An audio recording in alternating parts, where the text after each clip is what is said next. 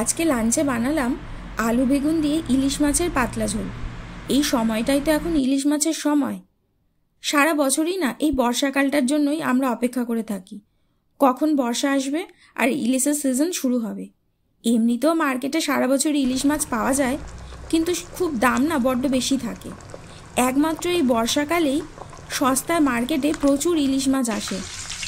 ইলিশ মাছ আমাদের বাঙালিদের এমনিতেই খুব প্রিয় একটি মাছ, তাই এখন আপনাদের অনেকের বাড়িতে নিশ্চয়ই প্রায়ই ইলিশ মাছ দিয়ে বিভিন্ন রকম রেসিপি রান্না হচ্ছে।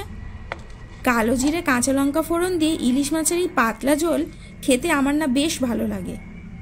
তাই কয়েকটা ইলিশ মাছ ভালো করে ধুয়ে নুন হলুদ মাখিয়ে রেখেছি। আলু বেগুনগুলো কেটে নিয়েছি, কাঁচা লঙ্কা টমেটো মিক্সিতে পেস্ট করে নেব। কড়াইতে তেল গরম হয়ে গেলে প্রথমে আলুগুলো নুন হলুদ দিয়ে ভালো করে ভেজে নিলাম। আলু ভাজা হয়ে গেলে বেগুনগুলো একইভাবে ভেজে তুলে নেব।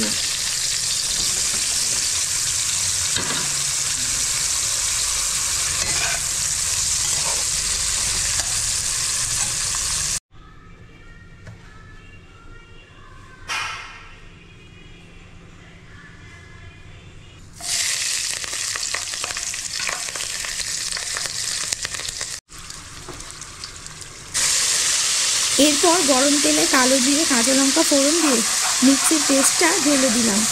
একটু নাড়িয়ে চাড়িয়ে একটা বাটিতে জিরের গুঁড়ো, ধনের গুঁড়ো, হলুদ গুঁড়ো গুলে কড়াইতে দিয়ে ভালো করে কষিয়ে নিতে হবে।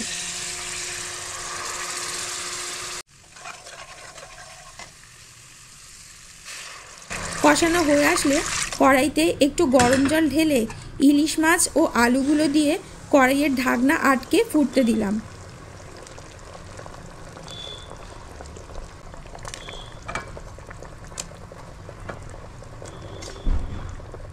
বেশ কিছুক্ষণ ফুটে গেলে বেগুন ও কয়েকটা কাঁচা লঙ্কা চিড়ে কড়াইতে দিয়ে দিলাম। বেশ তৈরি হয়ে গেল ইলিশ মাছের পাতলা ঝোল। খুব সহজ, তাই না? কি বন্ধুরা, ঠিক বানাতে পারলাম তো?